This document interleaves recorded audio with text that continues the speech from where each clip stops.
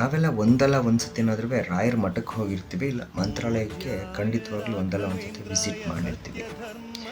ರಾಯರ ಮಠದಲ್ಲಿ ಅಥವಾ ಮಂತ್ರಾಲಯಕ್ಕೆ ಹೋಗಿ ರಾಯರ ದರ್ಶನ ಮಾಡಿ ನಾವು ತೀರ್ಥ ತಗೊಂಡ್ಮೇಲೆ ಮಂತ್ರಾಕ್ಷತೆಯನ್ನು ಕೊಡ್ತಾರೆ.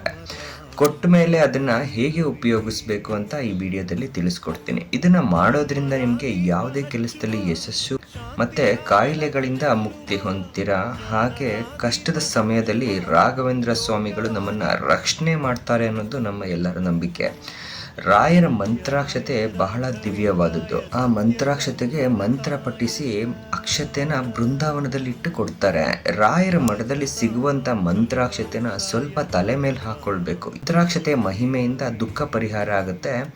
ಮತ್ತೆ ಮಂತ್ರಾಕ್ಷತೆನ ದೇವರ ಕೋಣೆಯಲ್ಲಿ ಒಂದು ಡಬ್ಬಿಲಿಟ್ಟು ನಾವು ಪ್ರತಿದಿನ ಕೆಲಸಕ್ಕೆ ಹೋಗುವಾಗ ಪ್ರತಿನಿತ್ಯ ತಲೆ ಮೇಲೆ ಹಾಕೊಳ್ಳೋದ್ರಿಂದ ನಮ್ಮ ಕೆಲಸಗಳು ಸುಗಮವಾಗಿ ಆಗುತ್ತೆ. ಮತ್ತು ರಾಯರ ಪೂರ್ಣ ಅನುಗ್ರಹ ಖಂಡಿತ ನಮ್ಮ ಮೇಲೆ ಆಗುತ್ತೆ ಅನ್ನೋದೊಂದು ನಂಬಿಕೆ. ಪ್ರತಿ ಮಂತ್ರಾಕ್ಷತೆ ಬಹಳ ಮಹತ್ವವಾದದ್ದು.